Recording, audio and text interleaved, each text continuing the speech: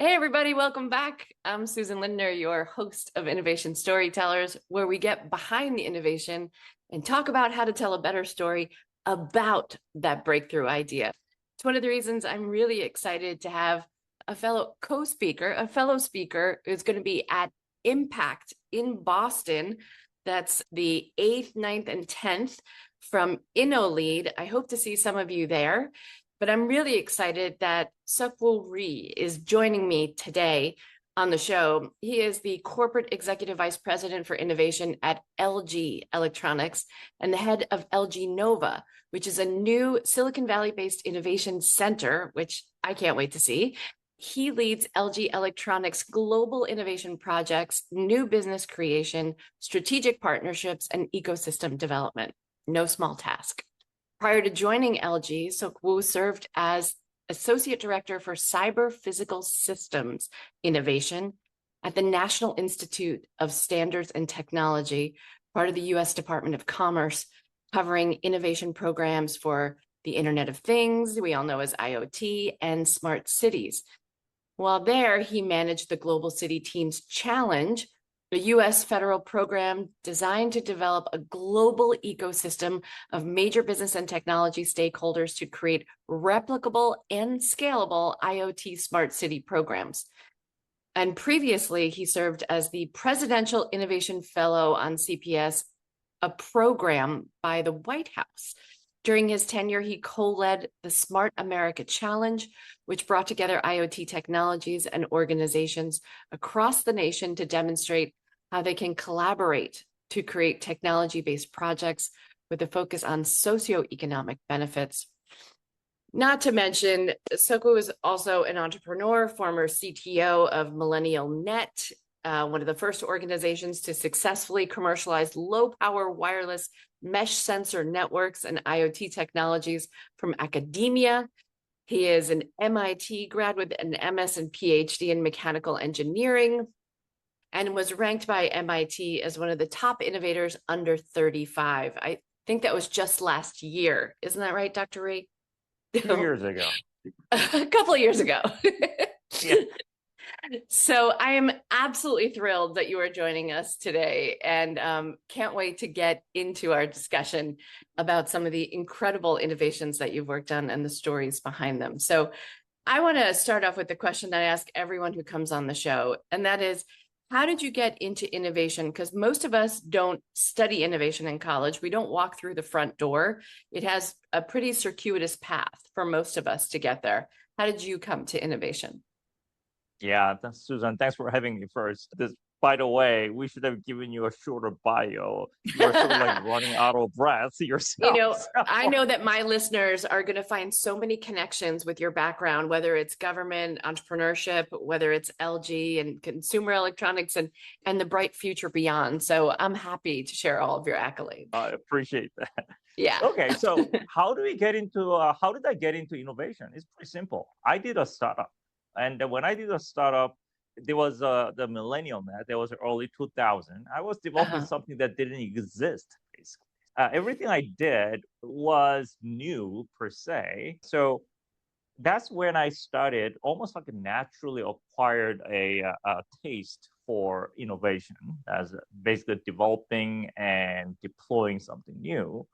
And then that sort of like a defined my path, my career. And then after that, I moved into this program, White House Innovation Fellow Program, which obviously is to design and develop and deploy something new. We can talk about it later. And then it led me to a large corporation, LG Electronics, and I'm leading sort of like a future innovation center for LG Electronics. So I think the startup was really the triggering point for me to start innovation. Well, let me ask you a question then. Do you think innovation is kind of like a DNA thing? It sounds like you got the innovation bug very early. Do you think it's a learned thing or it's a born thing?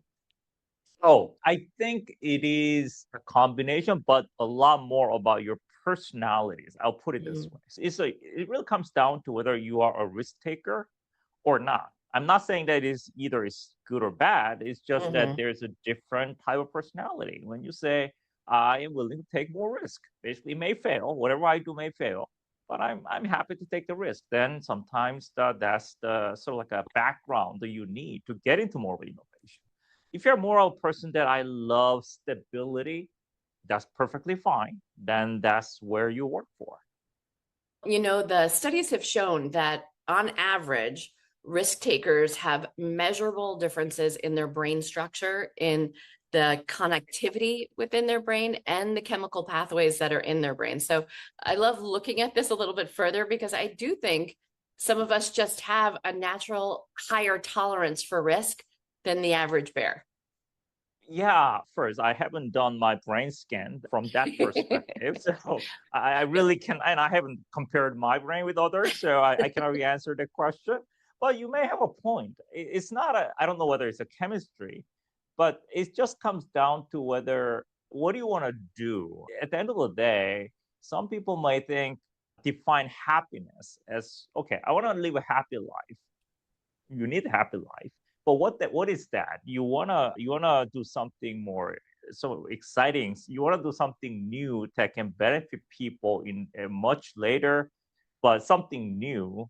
That's a bug that I sort of like. I feel like I'm a disruptor or somebody who always seeks something new, and I Mm. get bored. That's probably what chemistry is if it's not new. I think that's probably what you meant by chemistry. Is do Yeah, I get it's bored? neural It's pathways and it's your amygdala. That's what the studies show. That's what the University of Pennsylvania is telling us. okay. Yeah. If you'll Well, I take that should as take an a look at it. MIT guy, if you'll take it. But yes, that's what they're showing us. So tell us a little bit about, I'm very curious, the difference between doing innovation at the government level, right? Department of Commerce, setting standards. And I love the idea of setting standards. I work on ISO related to the innovation standard there. Oh, And I also work on certification systems for the Global Innovation Institute. So Tell us, tell me a little bit about what you think about setting innovation standards or looking at how we use standards to guide us as the risk takers that we are in innovation. I think that's an awesome question. So the first, I want to make it very clear that you cannot have a single standard for innovation. It cannot exist. It's not like you have you have a smartphone packaging material standard. Say that, oh yeah, this the hardness has to be above some number. You cannot have that kind of standard because innovation can happen in many different ways. But one thing I think you can have a general sort of a concept of how to make innovation successful. So innovation can happen in many different ways, but eventually it needs to lead to success. And the first thing I think we should understand is that, hey, innovation can fail. There's nothing like it doesn't so not so like 100% success rate doesn't exist in innovation. So once you accept that fact, then you have to design how you can drive success in under those conditions. I think Mm. that's what's going to need to be set. It's sort of more comparable to standard innovation.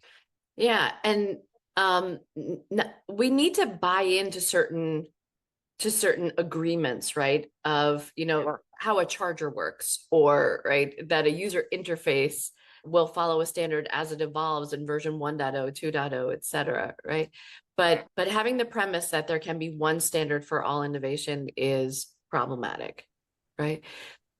Yeah, and it's not really going to work. Even with the Mhm. smart city innovation that I worked on as part of the U.S. government, city is extremely complicated. I mean, we call it a city, but there are so many things in the city. So it's almost impossible to set one standard and say, hey, all you cities, you got to follow this standard. It doesn't work and it's not going to work.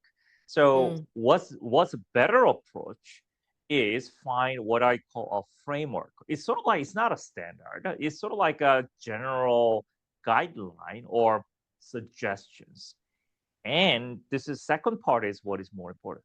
Let cities or anyone run with it, test it. Many of them we're going to fail even, but you're Mhm. going to be able to find some kind of commonalities of success and then replicate that commonality. And that's how you make those sort of complicated system work with what I call a semi-standard. I think Mm, innovation is the same yeah. So we need flexible standards that not don't just act as guidelines, but also potentially guardrails. thing. Exactly. And Mhm. even those guardrails may change, but one guardrail that I really want to have audience to understand is you cannot assume that any new projects from university are going to succeed 100%. So meaning that if you say, oh, I'm going to focus on this, and then I need to make this 100% successful, you're going to be disappointed. So you always have more portfolio approach. You have to have a multiple shots or multiple innovations. So you have to assume that some of them are going to eventually.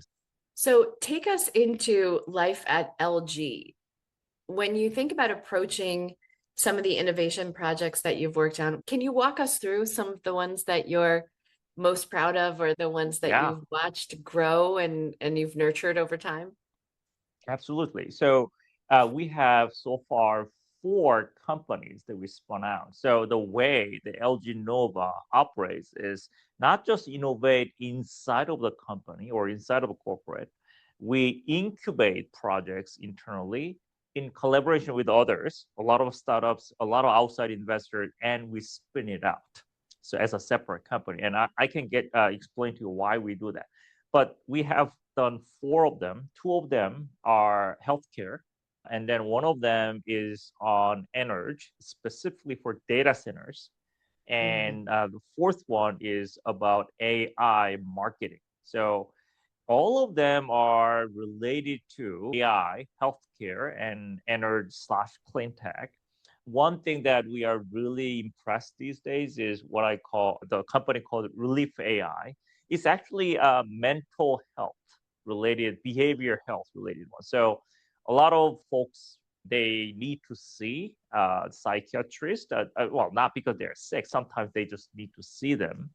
There are so much demand, and there are a lot of shortages of the psychiatrists out there, and the productivity we believe can be increased a lot better by helping the psychiatrist to do some more of a mundane works, less of the mundane works, and focus on more important. And that's one project that we are really proud of, and I think is I'm hoping that it's going to be really successful. so this is a therapist replacement, or this is an No, so augmenting the that's something I therapist? want. That's why How I does it want to work? make it very clear. Yeah, yeah. No, no, I don't think, and it's not just personally. And what we are seeing is that no, therapists cannot be replaced. You have to have, however, look at what they actually do. So Hmm. if you look at the workflow of therapists, there are so many things. So obviously, you got to take the notes when you see a new patient.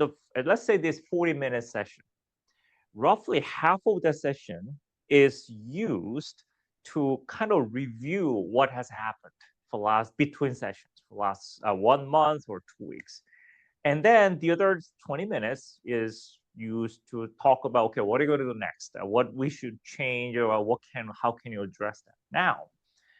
What about if psychiatrist already knows or has all the analysis of what happened with the patient for last 2 weeks or 4 weeks, even before they walk into the door, and it was analyzed and was and not when I say analyzed, data driven, including their journals and summarized, and also their mood changes on a daily basis. It's going to be extremely powerful because now therapists can spend the 40 minutes of their time, not 20 minutes, focusing on what they should do, what the patients do next. So that's what I meant by improving the productivity. Uh-huh. Therapists cannot be replaced. I just don't expect that's going to ever happen. Well, there are some people who disagree, but I don't think that's going to ever happen. We are trying to make therapists' job much more productive, Got you. And effective, effective. right? Yes. To really help the patient. So LG Nova, can you walk us back a little bit? Like, what was the thinking about needing something, that was an adjunct to how you were doing innovation at Samsung to begin with? Tell us a little bit about how LG Nova came to be. Yeah. So it goes back to early 2000. It was a year 2020, 2021. LG is one of the largest manufacturer of appliances, TVs, all that. But at that time, LG began to realize that they need to more than what they're doing, meaning they're doing great in hardware, but they really want to do more than just hardware businesses. So Mm, what does it mean? Software, services, more of a asset light or those businesses. And then the path they took to do it is create a separate innovation center, which is LG Nova, instead of trying to do it internally. Because they've been trying to do the same thing inside of existing corporation for a long time. And because a lot of corporate culture, just like any large corporation, it's not easy. So they create a new entity, say, hey, you guys gotta figure out how to create new businesses, not necessarily tied to existing businesses. So that's where Elginor came about, and they called me through some mhm. media, and then say, "Well, that sounds interesting, so I'm going to join." Awesome. So this requires, like you were mentioning earlier, there's a tolerance for failure, right? And we were talking a little bit before we started recording about the venture capital model and how companies don't necessarily have, it's why corporate venturing doesn't always work out so well, right? It's because the leadership team doesn't have the stomach necessarily for watching 9 out of 10 investments fail, or running through endless startups and getting really excited about something only to see that there's not a product market fit, or the timing's not right, or the team's not right, or something. That's why venture capitalists have really stood alone as an asset class for a long time. I'm sure those are people with very interesting amygdalas. But how does that mesh, this idea of innovators are a very unique bunch of people who have that risk tolerance? Tell us a little bit about how that works inside the corporate culture at LG, and really bridging that story that says we can do this. Yeah.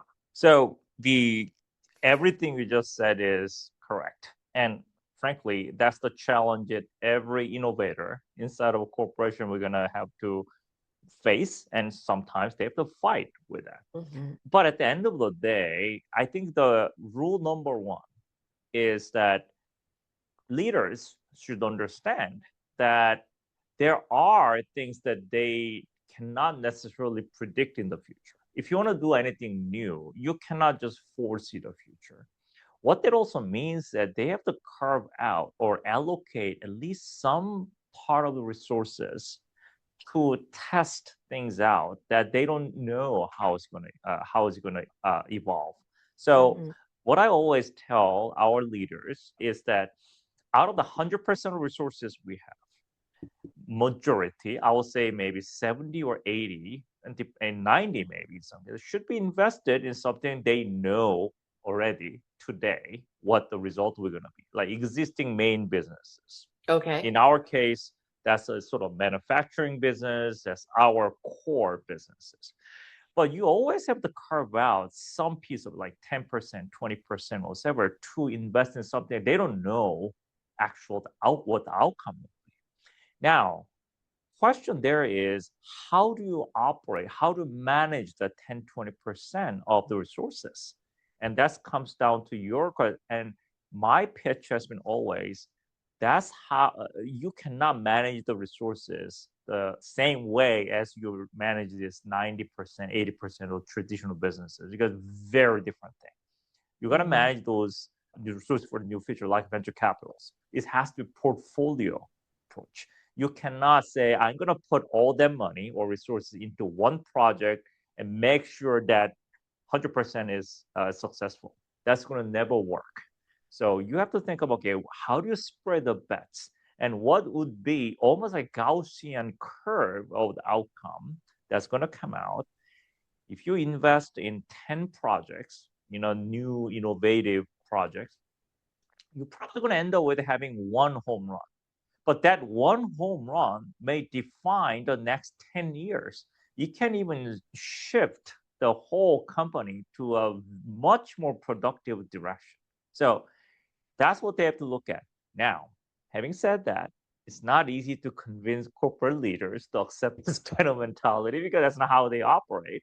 Right. And we're But at not the where end of the the day, incentives are necessarily either. exactly. And because they have to look at like quarterly earnings, they have to look at Mhm. annual returns. And this, whatever 10%, 20%, is they cannot expect it to have a defined return. This is more like a bet for the future.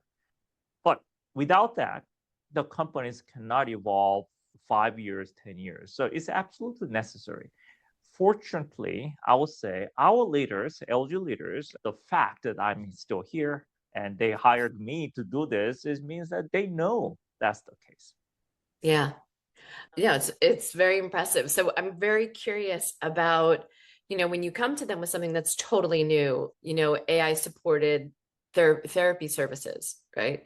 What is the story that you told, and what was the response that you got the first time bringing them something so unique and novel? Yeah. First, again, it's not easy. When Mhm. you bring this up to sort of like our leaders, and even if they understand what we do is genuinely different, I mean, by definition, it's different. And they start asking, I mean, is it going to be successful? Is this going to be a great business, for example? I say yes, based on the data, based on why this mental health market is growing almost rapidly, why there is a shortage of psychiatrists who can handle it. And I have to explain it from the financial and economic perspective. Second question they're going to ask is, okay, why do LG need to do this? Okay, how is it going to be? Now, that's where I explained that, hey, we are trying to create businesses that is almost like a much more higher margin. Manufacturing business, although it is successful business, margin is usually lower than software and AI businesses. So Sure. what we're trying to create is like, okay, can we create a profit margin of 30, 40, 50% instead of, let's say, 10% or 5%? And that's the one of the pitches that I always use. In 10 years from now, we want our main businesses to create 30, 40, 50% of profit margin, not 5, 10%. Mm.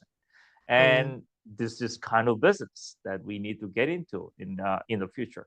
That's how I convince our leaders. But every company is different. If you do the same pitch inside of like our big tech companies already, and they're already making 40%, 50% margin. So you need a different pitch inside of the company. Yeah. And when I work with clients on innovation storytelling in particular, the idea is, how do I tell the story about something that's never existed before? Right. And so there, like yours, there are storytelling frameworks that are flexible enough to manage other cultures. But and for our listeners, the very first slide in that presentation, when you're trying to pitch something that no one's ever seen before, is one that I call the shift. And it asks the question, why this, why now? And what are those big forces that are driving, to your point, right? There's a giant hole in the market for therapists, right? And an opportunity to really help them. But oftentimes those shifts come in two forms. There are macro shifts. Those are things happening outside of the organization. And it could be legislation, it could be cultural shifts that everybody and their brother has a therapist today, right? That it's becoming more ubiquitous, more accepted, more rational, or even trending. Or it could be something huge like climate change or return to office, or there's so many things that impact us. Or there are micro shifts that are impacting the story, new leadership, strategy change, new markets opening, markets closing, layoffs, huge hiring shifts. So ask yourself, as the storyteller around your innovation listener, what is the shift that's happening right now? And then ask yourself one more question. On either side of the shift, there will be winners and there will be losers. Because in order to make your leadership team say, we have to say yes to this very novel idea, you have to prove that standing still will put us in the loser category, that the status quo equals opportunity loss. Exactly. I And think that, this is yeah. yeah, and then that moving in a new direction will win. And then you can bring the data. but really setting up the story with this foreground of the rationale before we ever get to talking about the product is so important because as we started off this conversation, change equals fear for almost everyone sitting around the table except you, the innovator. And part of reducing the cortisol level in the room is about making a cogent story that allows people to feel the opportunity and the pain of not taking that opportunity. I think, Susan, you are making an extremely important point, multiple important points here. Yes, first, when we bring a product or idea into the room, then first response is you got to assume that everyone will be skeptical. I mean, the default is being skeptical. All The right. So default. you default is no. So you Mhm. got to get to them to the level, say that, okay, this might work. No one is going to be able to say is guaranteed to work. Even I am not going to be able to say guaranteed work. But they may Mhm. say, wow, this is worth giving a shot. I mean, that's really the where we want to get to. And then you made actually several important points. The first one is status quo. I mean, what is going to happen to the company if we just do what you do? We're going to still grow. We're going to still be here. I mean, there's no question about it. But is it something that you just want to be? Do you want to be better than what we are today? Answer is mostly yes. How do we better than today? Not just the more organic or incremental growth, but sometimes you gotta say, okay, we are making a quantum leap here. We are making a step function of disruptive difference. I think that is something that we have to ask questions. If everybody in the room says, "Oh yeah, we're all good. We don't want to change. We don't need to change." If that's the case, frankly, well, I don't think the innovation has any place in those kind of companies. But I will say 95% of companies not going to take status quo as the answer. That's the Mhm. first thing, very important. Okay, so Second thing you talk, go ahead. yeah, Yeah, yeah. Please. I want to talk about the evidence. Uh-huh. Story is one thing. So product, even before talking about product, you got to first explain why we need this kind of, why would this kind of new idea be successful? And we can talk about a story. But at some point, leaders are going to ask, hey, what is your evidence? Yeah, I mean, there is a more elderly population and average lifespan goes on. That's fine. That's macro span. But everybody knows that. So why do you say this was successful? What is the specific proof? That's where partnership comes in, I think. I mean, this is really Mm. important. That why do we work with so many other startups? And why do we work with the state governments? Because they tell us exactly the shortage situation of psychiatry. They tell us their patients have to drive 2 hours in some rural areas, especially to get to see a doctor. And this story is not made up. This is a real problem. And combined with the macroscopic data, down to real, like tangible evidence, I think that's going to sometimes, many cases, help convince leaders to take the leap. Yeah, so important. And I think also a reminder that wherever there's an opportunity to feed into the larger global strategy for the innovator, that we're not operating in islands. So if there's an imagining that LG get deeper and deeper into the healthcare space, you're looking for the tentacles of where we can easily make alliances or create real breakthroughs for people where they say, wow, they really did this amazing work related to therapy. What else can LG do for me? Right. So that the innovator needs to be thinking of almost a laddered approach where we're taking the global strategy, but we're going to start at step one on that ladder. But I think the other part of that, so there's two parts of innovation storytelling that do that. One is we call it breadcrumbing. How could I look backward into the history of LG and say, where have we done great things in healthcare before? As a proof point that we could do it again. And the other piece is the slide in the presentation that's called Imagine If. Imagine if this went well. What else could we do? Right? Because I think the innovators are responsible for helping the rest of the organization dream. And when you come to the imagine if slide in the presentation, you're inviting co-creation of the story so that you're getting buy-in for future ideas. So the next time you're up at bat to sell an idea, it's not nearly as hard. And Susan, you also pointed a very important point to here. What we do here as an innovator is many cases seeding. That's what I call it. Mm, You're not going to be able to make, you can, but in many cases, out of this 10% of the resources, you're not going to build $100 billion company out of that, right out of that, okay?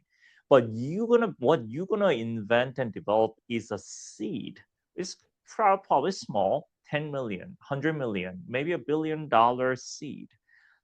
Create that and show them it's possible. And mm, then, as you just mentioned, now paint the picture how it can grow to be 10 billion, $100 billion business, not just by the seed, but aggregating or combining additional resources and businesses to it. For example, healthcare. When you talk about this therapy tools and business, I'm not expecting that this is going to be the only healthcare business LG is going to do. So this is a beginning, and then, as you just mentioned, now open it up. What is a possible? What is the adjacent areas that we can get into? How we can combine this with our existing businesses, for example, and then even amplify output. I think that is very important piece that we always need to keep in mind when you're convincing our leaders. yeah, absolutely. And those breadcrumbs, whether we're looking backwards or we're looking forwards, are the things that I want to make my listeners mouth water for the next thing. Where the next time I ask for a meeting, they say, "What else you got? What's next? What else is cool? Tell me what I don't know." And then you really become an ally in the boardroom because the average chief innovation officer lasts 4 years in their role. The really brilliant ones, many of whom have been on the show, some have lasted 17, 20, 30 years in the role because they keep bringing the new thing and they make it connective. They show the connective tissue from one investment to the next. And even when there's a break that says, I think we have an opportunity to go in a completely different direction, that might change the nature of this business altogether. People recognize they trust you enough to engage in the exploration of the risk. And it is probably the most difficult task. And Mm, I'm not going to lie about this is probably I'm also facing the same challenge. And mhm, especially as somebody who came from outside of LG, just joined LG, larger corporations have its own culture. So mhm, I also have to adapt to it. I have to understand how they think. And it is challenging because we all think differently. And somehow try to align to some extent to their thought process and explain what I do that's gonna that's gonna work with their process. That's actually very difficult task. And I'm gonna be honest with you, Susan. You are right. A lot of the innovations officers' lifespan in a job is not that long.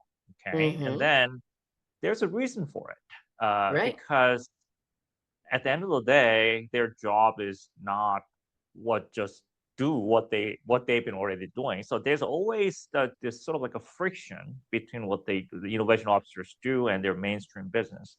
In some sense, how to handle that is probably the number one the skill sets as an innovation officer. And I cannot really say that I'm the best on it, but I'm trying.